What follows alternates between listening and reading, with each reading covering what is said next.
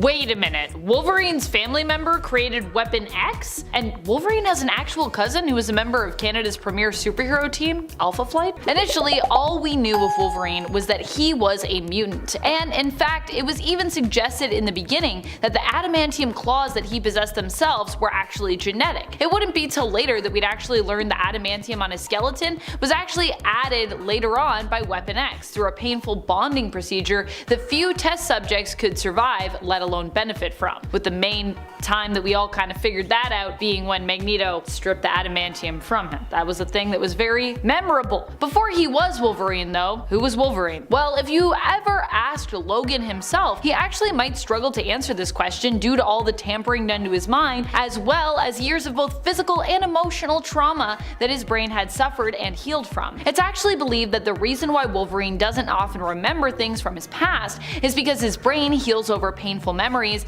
and that scar tissue and his healing factor's self-preservation instincts could contribute to memory loss. But also, Wolvie has been shot and stabbed in the head.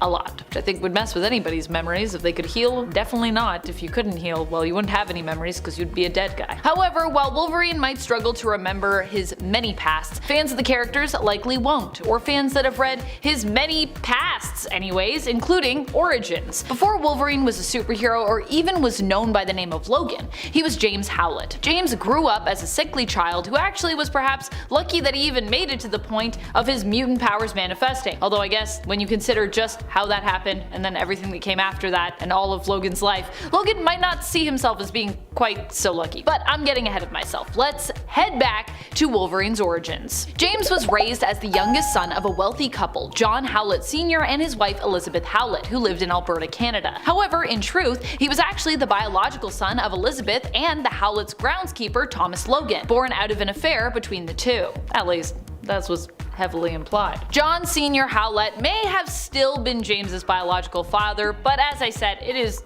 heavily implied that he was not. Still, John raised James as if he were his own anyway, whether this was because he was not aware of his wife's affair or simply because he just felt it was the right thing to do, despite her infidelity, seeing James still as one of his own. We don't really know that much about John Sr. Howlett, although he seemed to have a kind heart, but it is implied that he was the one to deal the death blow to John Jr., James's older brother, doing so in defense of their mother, Elizabeth, after John Jr.'s powers, because he also had powers, manifested and he went into a rage. This likely weighed on John Sr. heavily. Also, yes, if you were wondering, Wolverine had a brother. We'll talk about that more in a bit. Elizabeth Hudson Howlett was Wolverine's mother. Hudson was Elizabeth's maiden name and would actually be a very important name when it came to Wolverine's story later in life, but we'll get back to that in a bit. And it seems likely that when it comes to Logan's X gene, he may actually get it from her side of the family or from his biological father's side, or a combination thereof, though more than likely I think it's from Elizabeth's side of the family. She gave birth to not one mutant, it turns out, but two! Though both sons may have been fathered by Thomas Logan,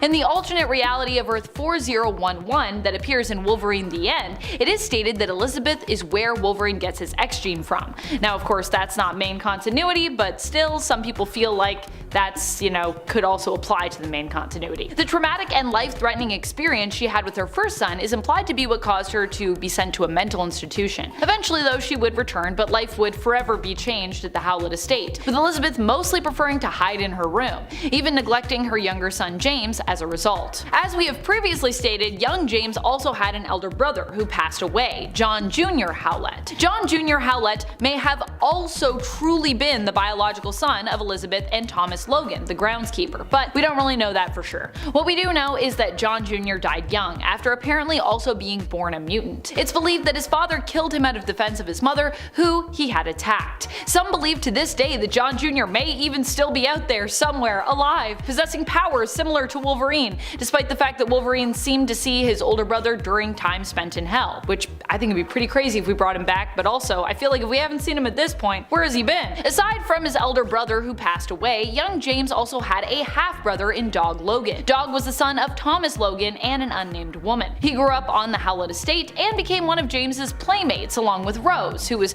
brought in to live in the estate as a playmate for James while also being given serving duties as she got older. Dog at one point saved James's life after accidentally endangering it. However, Dog's feelings for Rose and forceful actions towards her, as well as as his jealousy of James and all that he stood to inherit drove a wedge between them as they grew up. Eventually, this division led Dog to attack James, causing him physical and emotional harm, with Dog and his father evicted from the estate as a result of this. Oddly enough, Dog somehow survived to the modern age, despite having been born like Wolverine in the late 19th century. At one point, he has a bunch of time diamonds, which I guess he could use to time travel, so this could be how he's lived so long, or perhaps his longevity is still as of yet an undefined power of his. We haven't seen him for a while, but still, pretty sure we saw him at least in like 2014 or something, so considering it's the 19th century and then we see him in a comic from 2014, that's a little what's happening there? We don't know. Thomas Logan is heavily implied to be the biological father of James Howlett, which seems to have been why he used Logan as an alias in the past. Although, as I've said previously, James's mind also became so addled that eventually he would not remember his true name as James Howlett and would forget the connection of that name, Logan, to his biological father. So he might have just picked that name he thought randomly, but it wasn't so random. In fact, when Dog eventually comes to look for James and Rose years after they have fled the estate, James initially does not even recognize Dog or remember who he is or that he's a Logan. Thomas was a hard man, driven to drink and often behaving aggressively, especially towards his own son who lived with him, Dog. In fact, this is likely a big part of the reason that Dog turned out the way he did. After both Thomas and Dog were removed from the Howlett estate,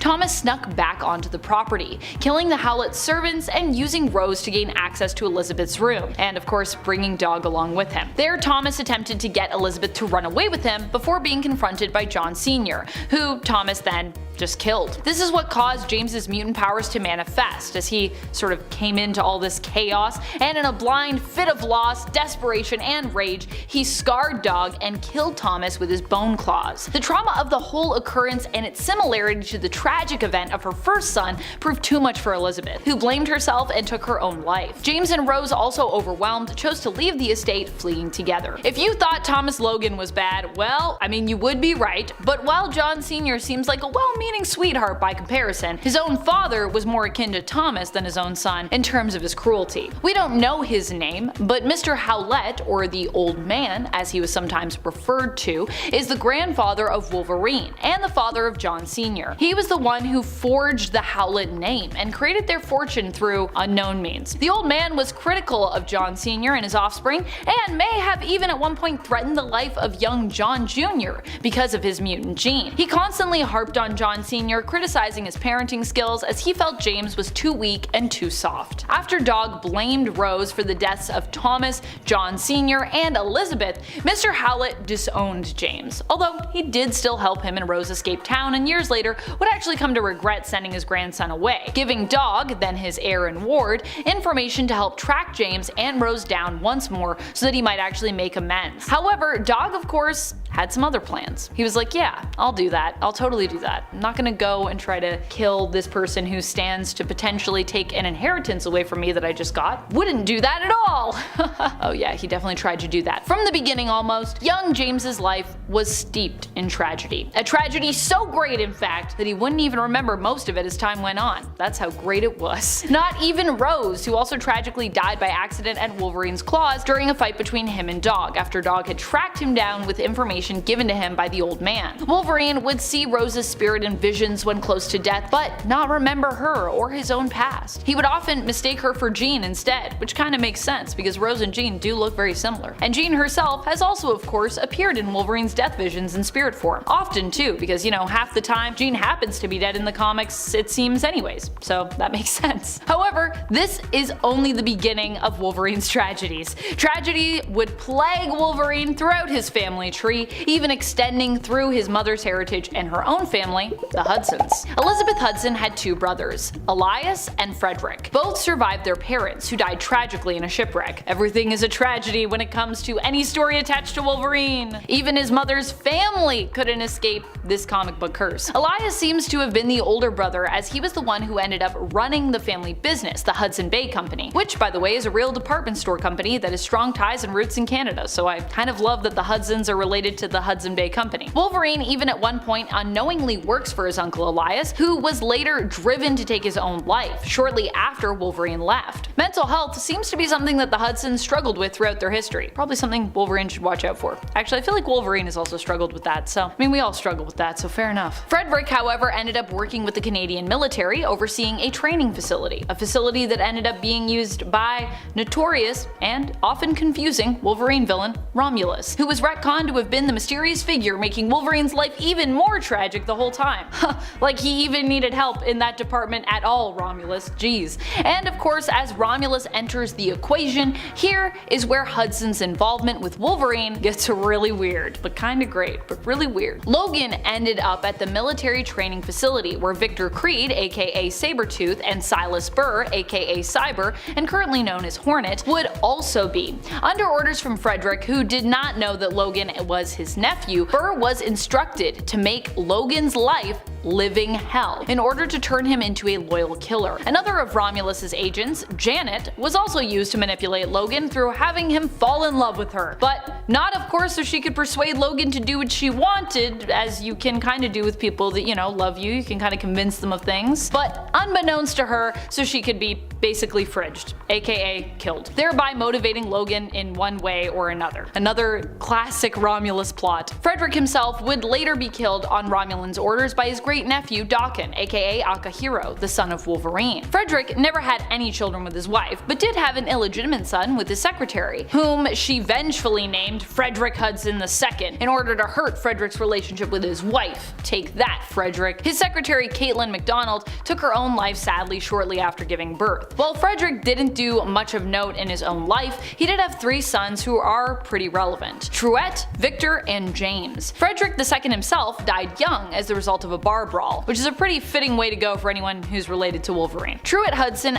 often referred to simply as Wolverine's cousin, though more specifically Wolverine's first cousin once removed, is one of the most important of the 3. Truett is also known in the comics as the Professor, and while he is also bald, we are not talking about that professor, not Charles, aka Professor X. Instead, Truett was the Professor, also known by the alias Professor Thornton, who became tied to the Weapon Plus program, likely inspiring it as a result of stumbling into a lab in a World War II German camp that actually belonged to, get this, Nathaniel Essex, aka Mr. Sinister. What a strange connection I never thought would exist, and yet it does. From there, Weapon Plus would later spawn the creation and project known as Weapon X, on their journey to create new super soldiers. This was following the success of Project Rebirth, which led to the creation of Captain America, who was labeled by the program as Weapon 1. The Professor would later be put in charge of brainwashing Team X operatives, among them Logan included, and would be known as Director of the Weapon X program. Yeah, that's the thing. That is literally his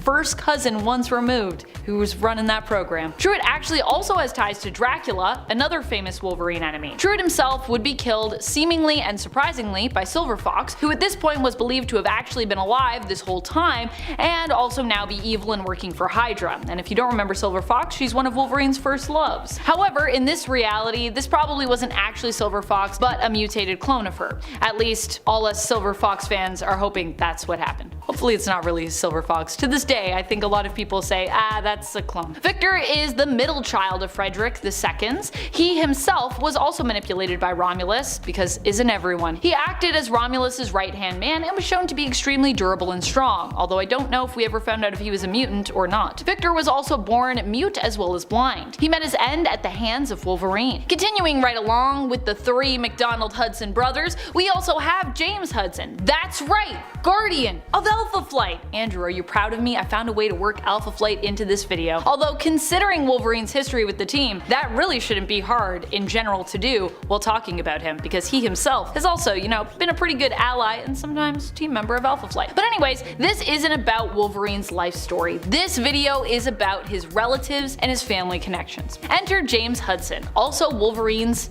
cousin and half half-brother to the villainous Truett. Half-brother because all three brothers actually had different mothers. James was the youngest of the three, which means I got to save the best for last. Before Guardian was Guardian, James Hudson developed a suit for Amcan Oil Corporation to be used to help locate underground oil deposits. However, after he learned his suit was going to be sold to the US military and used as a weapon, which he was not here for, he destroyed its plans and stole the helmet of the suit, making it unusable. He then went to the Canadian government for help and protection from Amcan Oil. He would go on to become founder of Department H and the leader and founder of Alpha Flight. James Hudson and his wife, Heather McNeil Hudson, aka Vindicator, would also become fast friends with technical relative James Howlett, ever since they ran into a feral Logan on their honeymoon as seen in Alpha Flight issue number 33, which has a flashback to that. James and Heather have one daughter together, Claire, who would be, I think, a cousin twice removed to Wolverine. So that's also a thing. John Sr. and Elizabeth aren't the only ones with relatives relevant to Wolverine's history though. Thomas and the Logans also have an extensive past, and at least one relative that you might find at least interesting. Folkburn Logan. If Wolverine were to run his DNA through someplace like Ancestry.com, he'd learn that 1. He probably has a lot more kids than he ever knew about, and 2. That he was also related to Folkburn Logan. Folkburn lived back in the 11th century and is referred to by his fellow soldier and friend as the last pagan, living in London, England. Folkburn runs into Thor and the Horsemen of the Apocalypse during a fight between them, and is saved by Thor himself, just as he begins to pray to the old gods, hilariously, which I love, as seen in Uncanny Avengers issue number 6. While this pretty much covers all of Logan's family when it comes to where he comes from and his origins, there's a lot more tragedy ahead for us to explore when it comes to romance and his own offspring. We're running a little short for time on this video, so I'm going to briefly cover some of the major wives / loves and children we've come to know as related to Wolverine in the main comic book continuity of Earth 616. But if you enjoyed this video and you want a specific video about Wolverine's kids, let us know in the comments. Or if you would rather perhaps something a little different, such as hearing me attempt to explain the history of Weapon X, or attempt to explain Mr. Sinister's family tree instead, both of which would probably also be a lot of fun. Be sure to let us know. When it comes to Wolverine's wives, there are two main ones that stick out to me. One of whom he was actually married to, another he was almost married to, but you know, I think we can still count her. She's a pretty big deal. Other than Jean Grey and his weakness for redheads, the major loves of Wolverine's life I would say would be Mariko Yoshida, his fiancée, and Itsu, his wife. Although Wolverine was also shown to be married to the ancestor of a person named Hoshiko in the story Aftermath in Wolverine Exit Wounds, and was once also married to Ophelia Sarkissian, aka Viper. That's a thing that happened. With Mariko, their love did not produce any offspring, but it was a strong love regardless, and they did have a foster daughter together, so that's a thing. Mariko was introduced in X-Men issue 118, and we'd come to know her as the daughter of Lord Shinjin, the leader of Clan Yoshida, a crime syndicate in Japan. Mariko is also a cousin to Mutant Sunfire, which was how she first met Wolverine. The two fell in love and eventually ended up engaged after the death of Mariko's father. However, due to the manipulations of Mastermind, their wedding would be called off. Later, it would be back on but delayed until Mariko felt she had made right the wrongs that Mastermind's influence over her had caused. She died before they could be married though. While she would be resurrected much later, her and Wolverine's relationship would never really recover. Itsu is the wife of Logan, who he met, fell in love with, and married during his time training with Bando Saburo in Japan. Itsu became pregnant but was unfortunately assassinated by Bucky Barnes, aka the Winter Soldier, before her child could be born. Initially, it was actually believed that their offspring did not survive, but later we learned that thanks to the power of the baby's X gene, it actually did survive. The baby was retrieved by Romulus, who left him on the doorstep of a well-off couple that would adopt him. However, Romulus would also manipulate this baby, named Akihiro, but cruelly nicknamed Daken, and now known by the codename Fang, to grow up to hate his father. His biological father, Wolverine, that is. Daken would attempt to destroy Logan while working for the Red Right Hand, seeking out those who were Wolverine's offspring that he either never knew existed or had forgotten about due to, once again, much tampering with his mind and just overall memory loss, and using those relatives as weapons against their father. This group was known as the Mongrels. They died at Wolverine's hands without him knowing of their true origin till after he'd killed them all. Tragedy. tragedy. At one point, Daken and Wolverine would be pitted against one another by the machinations of Sabretooth, leading to Daken tragically being drowned by his own father in a puddle. But don't worry, he returned and later would reconcile with his dad, and now he isn't even known by the name Daken, but prefers to be addressed as Akihiro or Fang. Other prominent offspring of Logan's from the main continuity include Laura Kinney, aka X-23, who is also now known as Wolverine, his daughter and also his female clone, Gabrielle Gabby Kinney, aka Scout, a clone of Laura, who is also seen as Wolverine's daughter, and Amiko, his adopted daughter, who has spent a lot of time being raised by Wolverine's good friend Yukio, and previously was raised in part by Wolverine's love and fiancée Mariko, prior to her death of course. The first generation. Magneto was born Max Eisenhart. He grew up in Nuremberg with his family, who are all Jewish. We don't know anything concerning his lineage beyond his parents' generation, but his father, Jacob Eisenhart, was a member of the German army during World War I. He fought in the 1914 battle known as the Massacre of the Innocents. He was hit by mustard gas during this battle and stayed in a field hospital before being assigned the job of loading the deceased soldiers from the battle into mass graves. In 1916, he rescued a Bavarian major named Jürgen Scharf from enemy fire,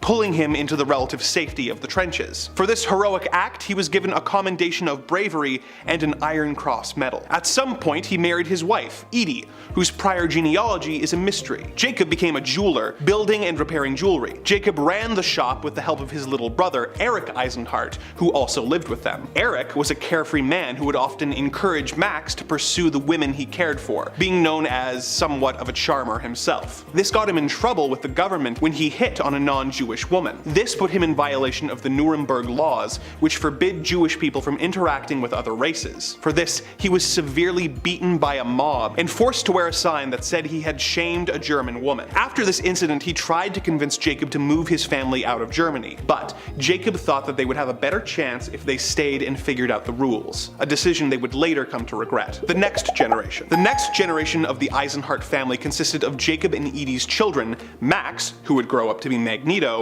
and Ruth, his little sister. Max was allowed to go to school, but found it extremely frustrating, as any of his accomplishments were written off as cheating by the school faculty due to his Jewish heritage. The school's cleaning lady was a Romani woman named Anya, with a young daughter named Magda, who Max had fallen in love with. He began trying to court her by making her a necklace out of scrap materials at his father's shop and winning a javelin throwing contest at the school. It is heavily implied that Max's ability to find materials for the necklace and throwing the javelin are the first unconscious manifestations of his mutant powers. Despite impressing Magda, he was accused of cheating, expelled from school, and beaten by the other children. Jacob finally realized how much danger the family was in, and they moved to Warsaw, Poland, where they were forced by the German forces to live in the Warsaw Ghetto. Max and his uncle Eric began working as smugglers, trying to bring food in for their people. Ruth had gotten extremely ill, and the Germans had begun rounding up the ghetto's residents and putting them on trains that would take them to prison camps where they would be exterminated. Max learned of this and informed his family, who managed to sneak out of the ghetto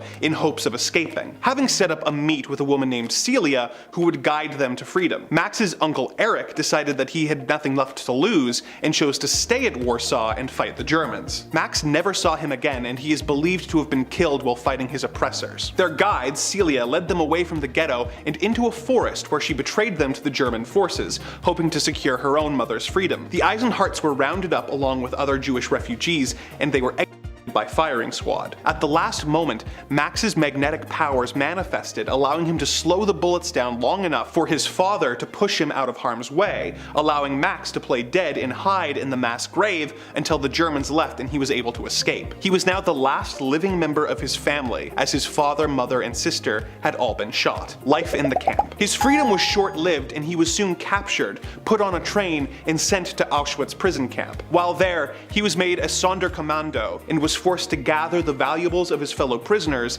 lead them into the gas chambers, and then take their bodies to the incinerators. While there, he discovered that Magda was alive and in the section of the camp designed for the Romani people. He dedicated himself to keeping her alive and used gold dug from the teeth of corpses to bribe the guards to get her extra food and supplies, and to have her transferred to Ravensbrück camp before the rest of the Romani were liquidated. Little did he know that Ravensbrück was a camp where the prisoners were subjected to horrible experiments. However, before her training train got to the camp, she was sent back to Auschwitz. She survived by hiding in a cart of bodies that Max was supposed to dispose of. That night, there was a revolt, and in the ensuing chaos, Max and Magda were able to escape. They eventually made their way to the Carpathian Mountains, where Max found work and the two were married. They soon had a child, who they named after Magda's late mother, Anya. Wishing to give his family a better life, Max moved his family to the Soviet-occupied Ukrainian city of Vinnytsia, where he worked in construction, rebuilding the city after the war. When his foreman tried to cheat him of his pay, he became aware of his powers for the first time,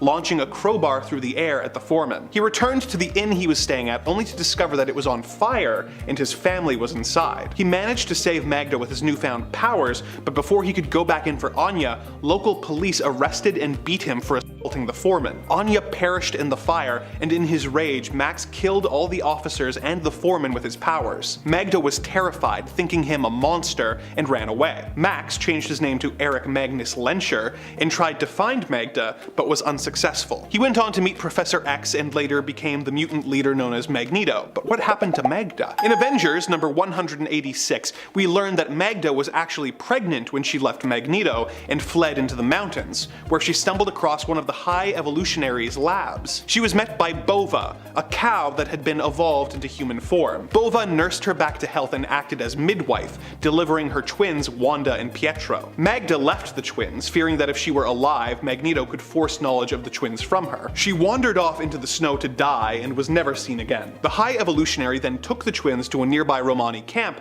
and left them to be raised by a man named Django Maximoff. Wanda and Pietro Maximoff would grow up to be Scarlet Witch and Quicksilver, who would end up being members of Magneto's Brotherhood of Evil Mutants before eventually switching sides and joining the Avengers. Despite their shared history, it would be a long time before Magneto learned of his relation to the twins. Quicksilver would later marry the Inhuman royal family member Crystal, and together they had a daughter named Luna. Scarlet Witch would end up married to Vision and used her powers to create a pair of twin boys named Tommy and Billy, who ended up ceasing to exist only to be reincarnated as Tommy Shepard and Billy Kaplan. Normally, this would mean that I would have to go into detail on Vision's history and the Inhuman family tree, but actually, I don't, because Bova's whole story about Magda giving birth to the twins was later retconned to be, pardon the pun, bull. Wanda and Pietro were revealed to actually be the children of a woman named Natalia Maximoff. The twins had been kidnapped and experimented on by the High Evolutionary before being given to their uncle Django to raise. So, though he still thinks of the twins as his children, they are not actually related to Magneto. This does, however, beg the question, how did Bova know about Magda, and what really happened to her? Is she still alive out there? We don't know. So, does Magneto have any living children? Yes, actually. At some point in his life, Magneto had an affair with a woman named Susanna, which resulted in her getting pregnant and giving birth to a little girl named Lorna. Susanna was married to a pilot named Arnold, who believed Lorna was his, but when he discovered the truth, he confronted Susanna on a plane ride and the two got into a massive argument. Hearing her parents fight caused Lorna to have a meltdown and manifest her own magnetic powers, which caused her to accidentally crashed the plane, killing Susanna and Arnold. The magnetic pulse drew Magneto to the crash site where he found Lorna. Realizing that he could not offer her a normal childhood, he had the mutant Mastermind wipe her memory of the events. Lorna was adopted by Arnold's sister and her husband, and she became Lorna Dane, otherwise known as Polaris. Polaris might also have a sister named Zala Dane. The High Priestess of the Petrified Man, who commanded an army in the Savage Land, claimed to be her sister. Zala has worked with the High Evolutionary and has fought against Lorna, the X-Men, and S.H.I.E.L.D. over the course of her career. We don't know for sure if she is really related to Lorna. If she is, we don't know if she is the child of Susanna or the child of Lorna's adopted parents. We therefore cannot say for sure whether or not she is related to Magneto. But let's hope she isn't, as she was executed by the Master of Magnetism in Uncanny X-Men number 275. The first Summers, Cyclops. Scott Summers was the first of the Summers family tree to appear in the comics. He made his first appearance in the X-Men issue number 1 in 1963. There Scott was introduced to us as a somewhat self-doubting character who would become a leader but still struggle to see himself as worthy of love and deserving of his own happiness. Scott operated as a part of Professor X's X-Men team under the codename of Cyclops, and when Professor X was called away on a secret mission, Cyc would take his place as team leader, often and maintaining a position as leader of the X-Men throughout the years, both in a field leader and commander role. Even today, at the time of this recording, Scott is currently the leader of the X-Men in the current 2022 X-Men comics, almost 60 years later. When we first met Scott, we didn't know very much about his family life or childhood, but as we got to know him, we learned more about how he came to be the Professor's golden boy and his first X-Man, and along the way, we'd also learn about his mysterious childhood and family as well. Who exactly are the Summers? At least in regards to Scott's original family tree before he grew up, he had his own family, which is its own tangled web that we'll attempt to unravel later on. Let's start with the easy stuff. Scott's parents are his father, Christopher Summers, and mother, Catherine Ann Summers. Scott was the eldest in his family, but also had a younger brother, Alex. When Scott was young, his parents seemingly perished in a plane accident. Alex and Scott were saved by their parents, who gave them a parachute and got them safely out of the plane. As a result of this near-death experience, Scott would sustain permanent brain injuries that he still suffers from to this day. Scott would not only be plagued by this, but also by nightmares of these events, which he struggled to recall with clarity as a result of the brain damage he suffered that fateful day. We later learned though that Scott's parents didn't die in that exploding plane. Instead, they were actually kidnapped,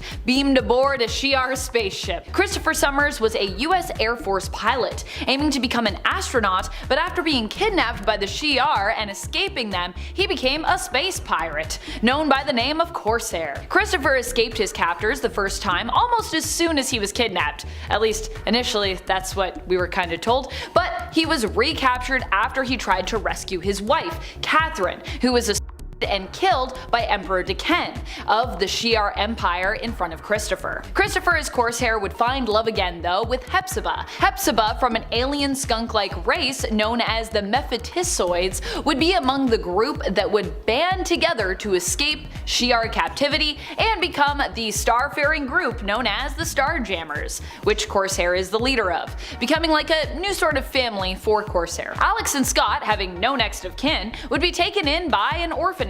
But whose orphanage was it? You may have already guessed. We're talking about a surprise, often unwelcome addition to the Summers family tree, Mr. Sinister. That's right, this is where Mr. Sinister's obsession with the Summers family, chiefly Scott, started, when Alex and Scott were taken into the state home for foundlings in Nebraska, where Mr. Sinister was the head operator. He had his administrator secure the two boys, while Alex was later adopted by Andrew and Joanna Blanding, who would legally become his adoptive parents. Scott was not, and he stayed behind at the state home, where Sinister would often run tests on him in secret, becoming more and more obsessed with Scott and his genetics over time. Eventually, however, Scott would run away, running into Jack Winters, known as the superhuman criminal Jack O'Diamonds, and would later be rescued from Jack with the help of Professor X, who would then recruit Scott into his school for gifted youngsters, and later his mutant team, acting as sort of a father figure to him. Alex, however, wouldn't only receive new foster parents, but also a new foster sister,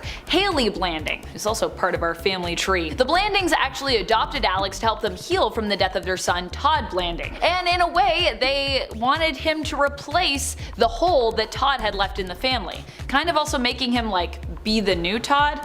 Yeah, it's pretty messed up. Unbeknownst to both Alex and Scott, they both had a secret younger sibling. Their sibling wasn't a secret because, you know, their parents had like kept their existence from the two boys, but because Kate actually hadn't known she was pregnant at the time of the flight. As she was killed, the baby in her womb was taken from her and placed by Emperor Deken into an incubator accelerator, which caused the baby to grow quickly into a young man. This mysterious younger brother is the man that is known as the third Summers brother, Gabriel Summers. He would become known more commonly though in the comics as Kid Vulcan, and then later just as Vulcan. In fact, for many years in comic book history, readers would be left on a cliffhanger surrounding his existence, as it was first alluded to by Mr. Sinister back in 1993 in the second volume of the X-Men in issue number 23. However, it wouldn't be till 2005's X-Men Deadly Genesis series that we would actually get to meet this third brother and have his true identity revealed to us. There's also the weirdness that in Deadly Genesis, it's established that Kate was only days away from having the child. Yet, in the original art where she is shown to have been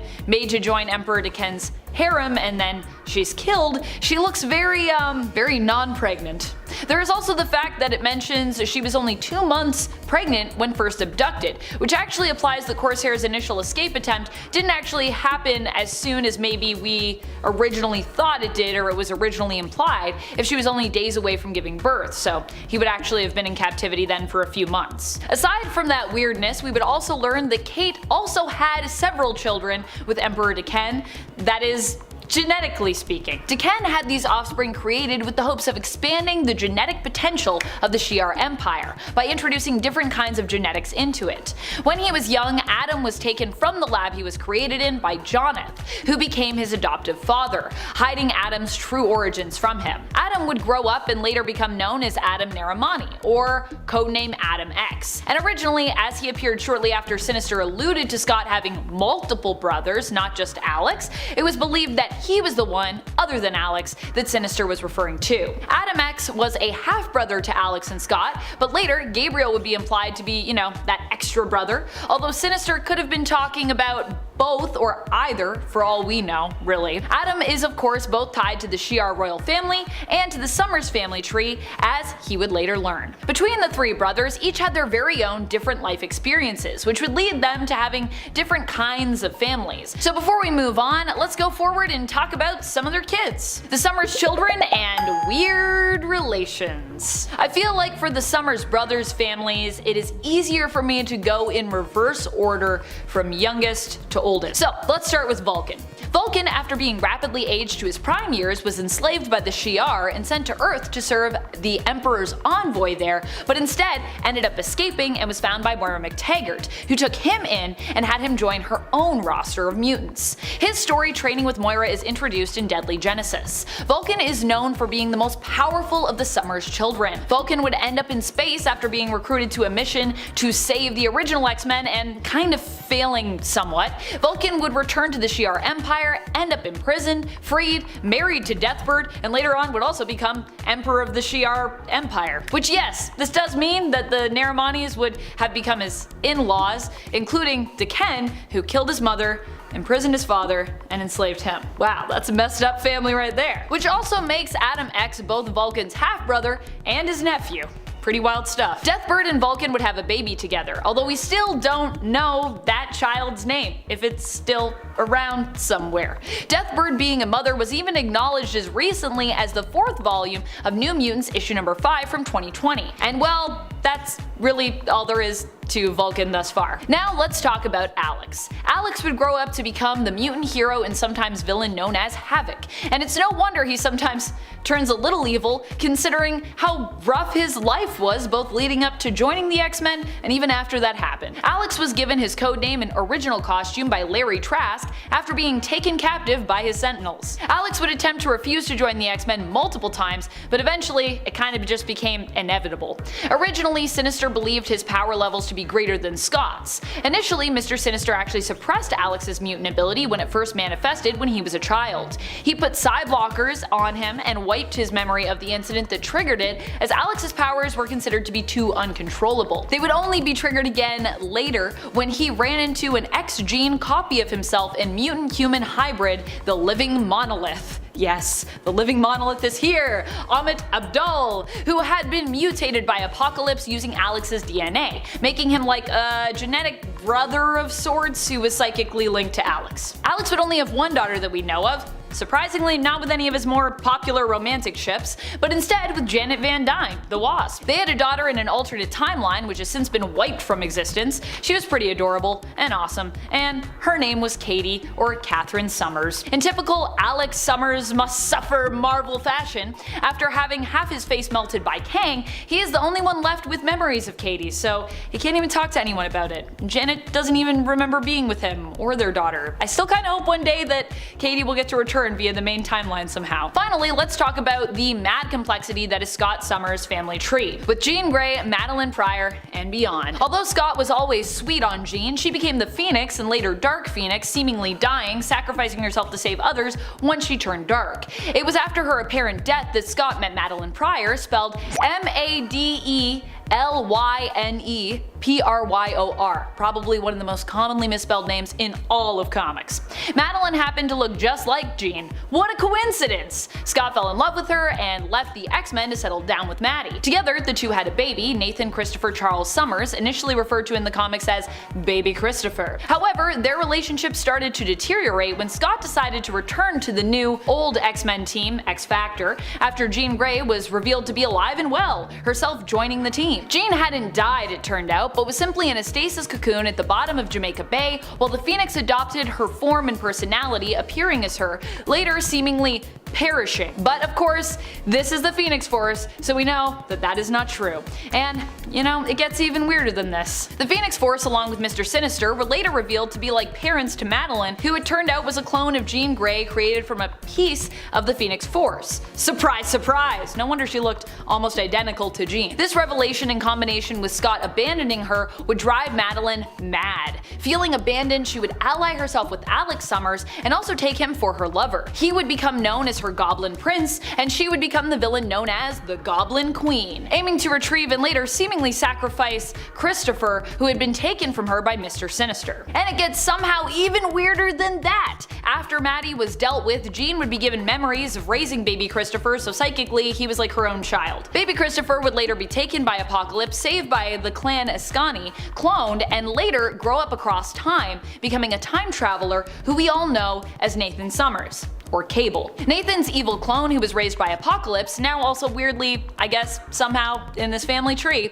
would be known as Strife. Cable would rescue the mutant Messiah, meet a woman named Hope, who he fell in love with and married, and name the adopted baby mutant Messiah Hope Summers, after his wife and her adoptive mother. His daughter Hope had a biological mother before that who died, which we now know was named Louise Spaulding. Before being with Hope Summers though, Cable would be married to Aaliyah Dayspring, his first wife, with whom he had a son known as Tyler Dayspring, aka Genesis. But not Apocalypse's wife Genesis, or Apocalypse's younger clone Genesis, or Apocalypse's alternate universe son Genesis. None of those Geneses. In a weird twist, Aaliyah was also an initiate in the clan Ascani, who originally saved Nathan when he was a baby. The other weird thing about the clan Ascani is Mother Ascani, who saved Nathan as a baby, is also part of the Summers family tree, being a daughter of an alternate reality pairing of Scott Summers and Jean Grey. So Nathan as a baby was actually saved by his alternate reality stepsister, or you know, just sister if you consider Jean to truly also be his mother. Let's rewind back a little bit to after the X-Men beat Madeline Pryor during the events of Inferno. Scott would end up later married following his disastrous relationship with Maddie,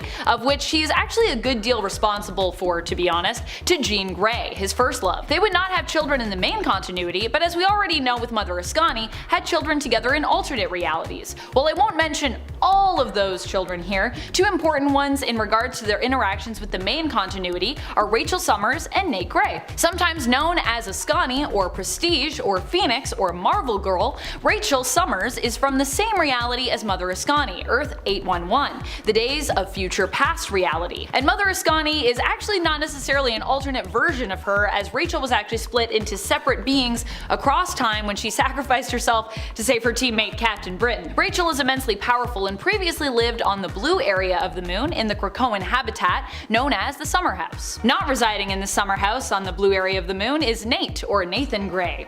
Nathan Grey actually has a psychic link with his alternate reality self Cable, and is like Cable if he wasn't infected with the techno-organic virus, making him kind of like a more perfect being. Nate Grey is actually the genetic offspring of Jean Grey and Scott Summers, and was made by his reality's Mr. Sinister, who there is just known as Sinister, although he was also raised by his reality's Forge, so that's kinda like his foster dad. Nate Grey goes by the codename X-Man, and is basically like a mutant version of Jesus. He hails from the reality of Earth 295, the Age of Apocalypse reality. Who are the Summers family grandparents? When Scott married Madeline Pryor, the two of them became pilots, with Scott moving to Anchorage, Alaska. If you think that sounds random, it actually isn't really at all. Anchorage is actually a place where Scott feels most at home. It's where he grew up before losing his parents and brother brother and having his life go pretty sideways. His grandparents, Philip and Deborah, were actually both born in Anchorage too. Philip also likely inspired his sons, Christopher's own passion for flight,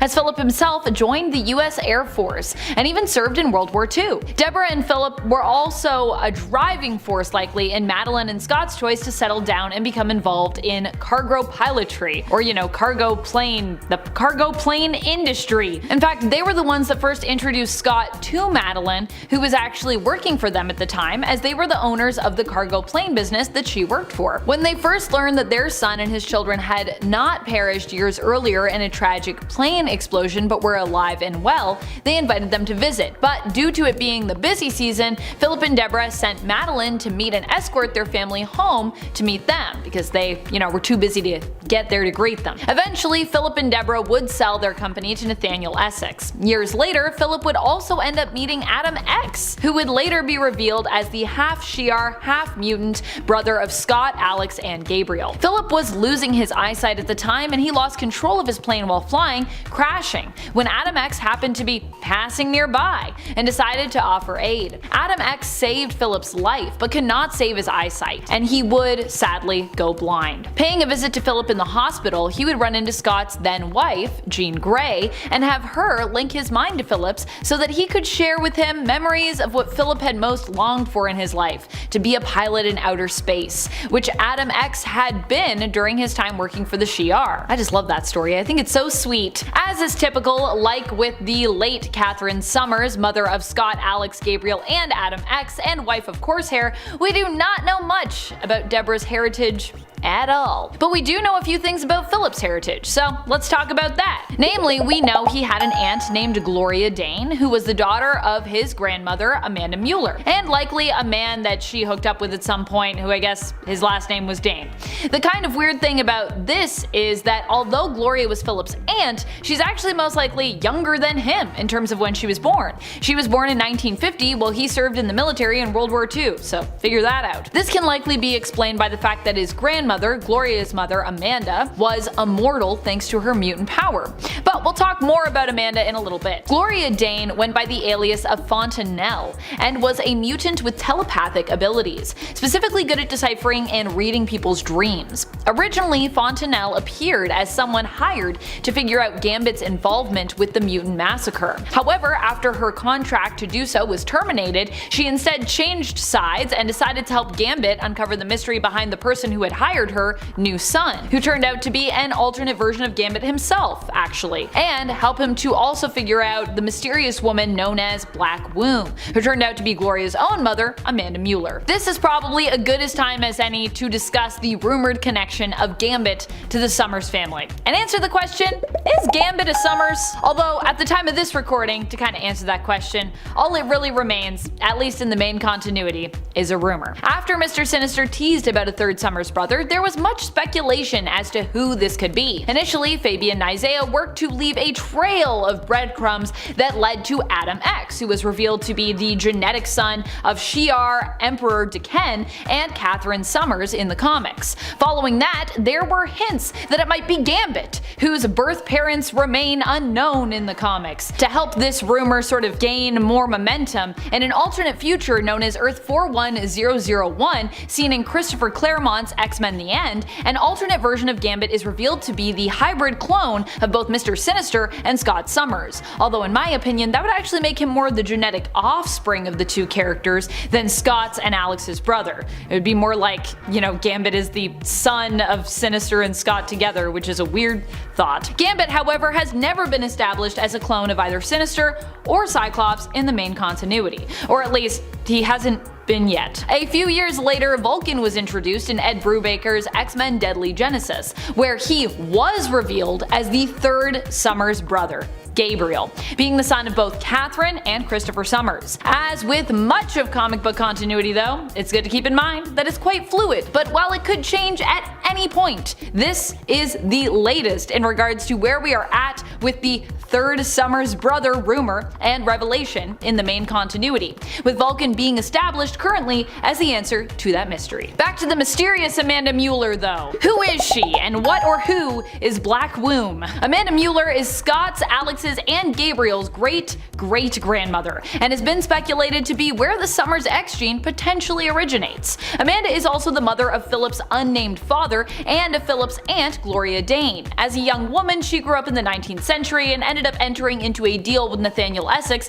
after he discovered her mutant genes were very powerful and very formidable. The deal was she would marry and conceive children, but feigned that the pregnancies didn't actually come to term while actually delivering the newborns to Essex so that he might study their genetics. In exchange, it's believed that she was paid handsomely. While we don't know much about Mr. Dane, who was Gloria's father and presumably was at some point married to Amanda, we do know about her previous husband, Daniel Summers. He was the grandfather of Philip Summers, who likely never knew Philip, as he left his wife and son after Amanda was accused of being the Black Womb killer. His son would grow up, likely get married, and have a son of his own, becoming Philip's father. As a mutant, Amanda Mueller's powers involved longevity, rendering her essentially immortal, but not immune to the effects of aging, so her age continued to show and affect her appearance over time. Amanda Mueller would go on to become the leader of the government-run Black Womb Project, of which Kurt Marco, Brian Xavier, and Irene Adler were also a part of, with Kurt Marco and Brian Xavier even involving their own offspring, Kane Marco and Charles Xavier, in their experiments. At one point, Amanda Mueller attempted to steal Mr. Sinister's powers, but she failed, and whether alive or dead, she hasn't really been spotted since then. Philip's estranged grandfather, Daniel Summers, and his father, Oscar, are both interesting mind trips as well. Before Daniel married or even met Amanda Mueller in America, he actually lived in London, in England, and he was known by the name of Danny Edge.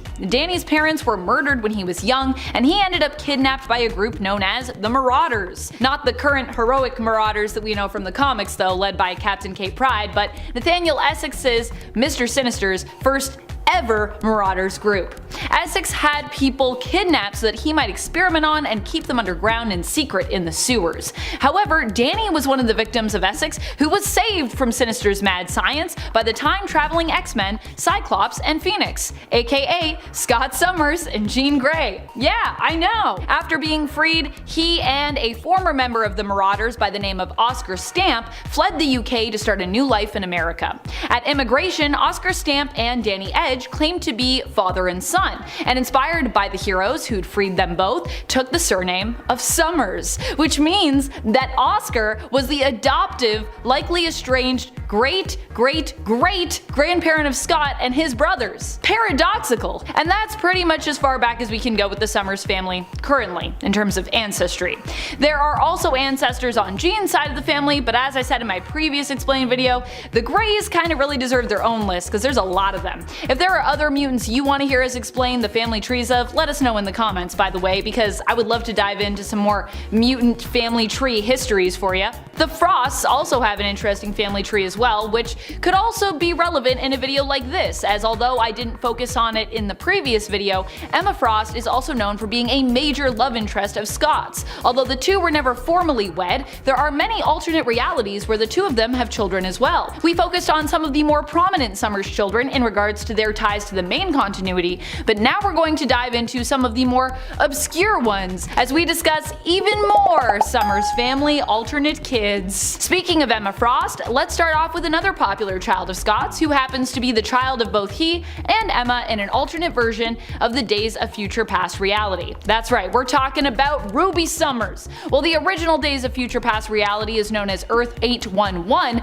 Ruby hails from the alternate of that alternate designated Earth 1191, the same reality that Lucas Bishop also hails from. Here, Ruby is the daughter of Scott Summers and Emma Frost. In this reality, Ruby was given her name by the time-displaced Layla Miller, a mutant who, unrelated to her mutant powers, also has precognitive abilities granted to her by her future self. Ruby also ends up falling in love with Trevor Fitzroy in this reality. Ruby is one of the mutants who ends up helping return Layla Miller and Multiple Man, aka Jamie Madrox, to their own timeline. And she's just super cool. People love her. She's got a Ruby form. She's pretty awesome. In the Earth 1191 reality, a splintered alternate version of Cable exists, who is half-brother to Ruby. His His whole existence is super confusing, but basically this version of Cable is responsible for bringing the mutant Messiah here, whose power caused an extermination level event which led to the Sentinels attacking the mutants. This is the future that Bishop warns us against during the Messiah Complex event, and which he is trying to prevent from happening, but you know, it happens anyways. In the alternate future of X-Men The End, Cyclops also has multiple children with Emma Frost, including their psionic daughter, Megan Summers, two also psionic unnamed twin girls, and a son named Alex. There is also an alternate version of Nathan Summers in this reality, who is the son of Scott and Madeline and goes by the codename Cable again. And Scott and Jean also have a daughter together in this reality named Rachel Summers, who goes by the codename of Marvel Girl. Gambit, who is also connected to the Summers family tree in the X-Men The End reality, also has children with his wife, Rogue. Together, they have 3 children. Their adopted daughter, who takes the name of Anne-Marie for herself and uses the alias No Name, Olivier, or Ollie, who goes by the alias Olivier Raven, and Rebecca Raven LeBeau. And obviously, because, you know, Gambit is kind of tied to the Summers in that reality, this makes sense. Aside from these alternate children, Alex Summers, aka Havoc, also has another child from an alternate reality as well. Like Katie Summers, his son Scotty also hails from an alternate reality. This is a reality that Alex's consciousness was displaced to after being caught in a time machine explosion.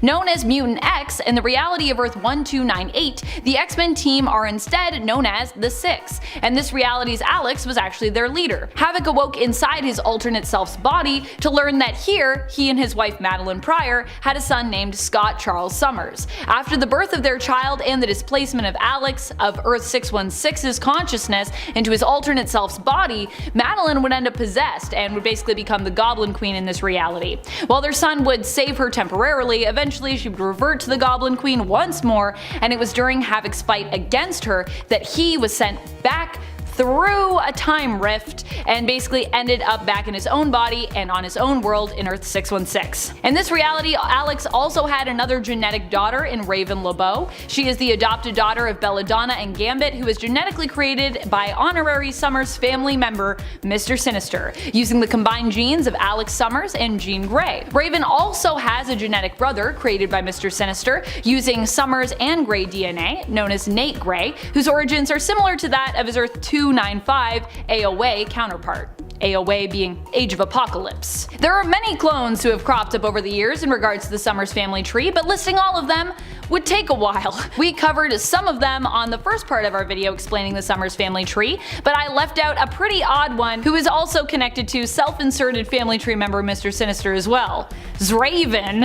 Zraven is a weird one. He is a genetically created offspring who is technically related to both Scott and Jean, and also related kinda to Mr. Sinister and a bunch of other people as well. Mr. Sinister created Zraven in the main continuity of Earth 616, combining together the DNA of the original X-Men team, the original Kraven the Hunter, and the Carnage symbiote, with Sinister being Zraven's creator. Sinister attempted to use Zraven to acquire more samples of mutant DNA, but ultimately Zraven would rebel against him after learning from Cyclops the truth about, you know, how Sinister treats his favored creations and experiments. Zraven dodged a bullet there, really. While there are likely more clones and alternate reality children I could focus on for this video, I'd like to take a moment to also acknowledge one more grandchild that I left out on part 1. We talked about Hope Summers and Tyler Dayspring there, but now we're talking about the alternate reality grandson of the alternate reality Jean and Scott from Earth 967. Hyperstorm is the son of Rachel Summers and Franklin Richards, a pretty weird combination if I do say so myself. Jonathan Richards hails from the alternate reality of Earth 967, which is yet another alternate take on the alternate reality of Earth 811, Days of Future Past. Here, Scott and Jean have another daughter named Rachel Summers, and she ends up falling in love with and marrying the son of Sue Storm and Reed Richards, Franklin. As such, Hyperstorm is known for being extremely powerful, wielding a force known as the Supreme Force, which in essence allows him to tap into the infinite psionic power of hyperspace to accomplish many impressive feats. Jonathan is also known for his beyond genius intellect.